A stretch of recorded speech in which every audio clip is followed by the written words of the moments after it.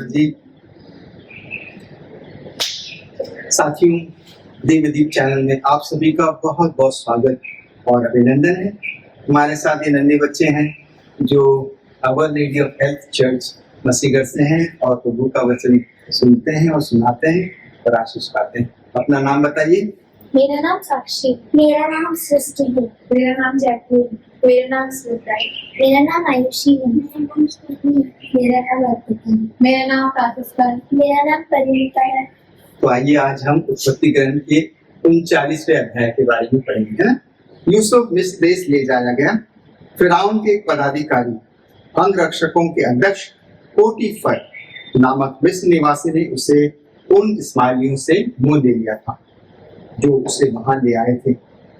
प्रभु यूसुफ का साथ देता था, इसलिए उसके सब काम सफल होते थे। वह अपने मिस्री स्वामी के घर में काम कर रहा था।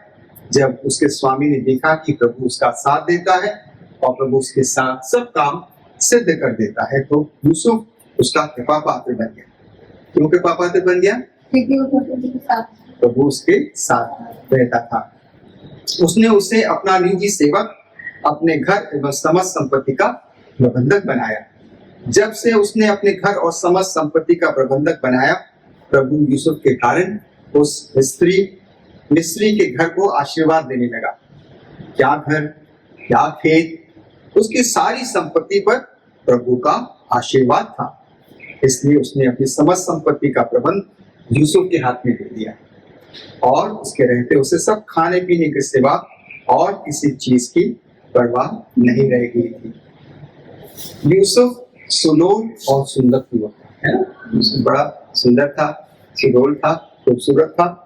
कुछ समय बाद उसके स्वामी की पत्नी यूसुफ पर आकर्षित हुई और उसने उससे कहा, मेरे साथ सोने आओ। परंतु उसने इनकार करते हुए अपने स्वामी की पत्नी से कहा, देखिए, मेरे रहते मेरे स्वामी को अपनी घर गृहस्थी की कुछ भी चिंता नहीं रहती, क्योंकि उन्होंने अपनी समस्त संपत्ति का प्रबंध मेरे हाथों में दे दिया। किसके हाथों में दे दिया? यूसुफ के हाथों में दे दिया है। इस घर पर वो मुझसे अधिक अधिकार भी नहीं रखते सिवा आपके, क्योंकि आप उनकी पत्नी हैं। उन्होंने अपने लिए कुछ भी नहीं रखा है, फिर भी इतनी बड़ी दुष्टता और ईश्वर के विरुद्ध पाप कर्म मैं कैसे कर सकता हूँ? वो प्रतिदिन यूसुफ को प्रलोभन देती रही, परंतु उसने उसकी एक भी बात नहीं सुनी। वो उसके पास नहीं गया और उसके साथ संसर्ग नहीं हुआ। एक दिन ऐसा हुआ कि वो किसी काम से घर के भीतर आया। उस समय नौकरों में से कोई भी घर में नहीं था। तब उसने ये कहते हुए उसका वस्त्र पकड़ लिया, अब मेरे साथ सोने आओ। परंतु यूसुफ ने अपना वस्त्र उसके हाथ में ही छोड़ दिया और घर से बाहर भाग गया।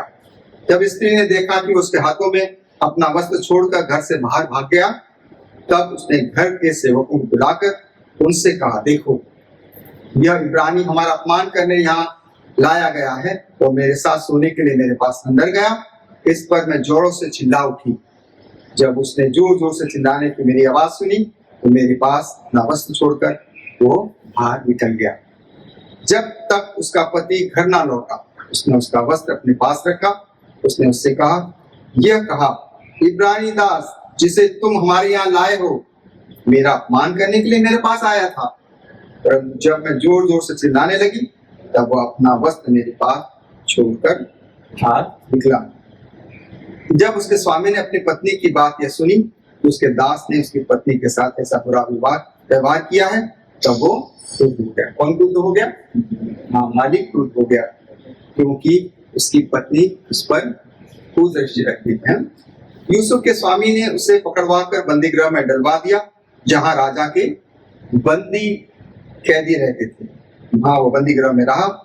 प्रभु यूसुफ का साथ देता रहा। उसने उस पर दया की और वो बंदी गृह के अध्यक्ष का कृपा पात्र बन गया। बंदी गृह के अध्यक्ष ने जेल के सब बंदियों पर यूसुफ को नियुक्त किया और वहां का सब प्रबंध उसी के हाथ में दे दिया। बंदी गृह के अध्यक्ष को यह इस बात की आवश्यकता नहीं रही कि वह यूसुफ के हाथों में सौंपे हुए किसी काम की परवाह करे, क्योंकि प्रभु उसके साथ था और वह जो कुछ करता था प्रभु उसमें सफलता देता था। तो किस तरह हमने देखा कि ईश्वर यूसुफ का साथ दे रहा था। किसका साथ दे रहा था? यूसुफ ईश्वर पर श्रद्धा रखता था, ईमानदारी से काम करता था, न्याय के साथ काम करता था, उसका मालिक भी उस पर पूरा भरोसा रखता था। हमारे जीवन में भी यदि हम अपना काम ईमानदारी से करते हैं, प्रभु में विश्वास करते हुए प्रभु की शिक्षाओं पर चलते हैं, तो ईश्वर को खूब आशीर्वाद देता है। तो आइए हम ईश्वर का धन्यवाद दें और प्रभु से आशीष मांगे कि प्रभु हमारी ईमानदारी, हमारे मेहनत, हमारे सच्चे कामों पर बरकत दे। आप सभी को बहुत बहुत धन्यवाद। ताली बजाकर ईश्वर का धन्यवाद करें।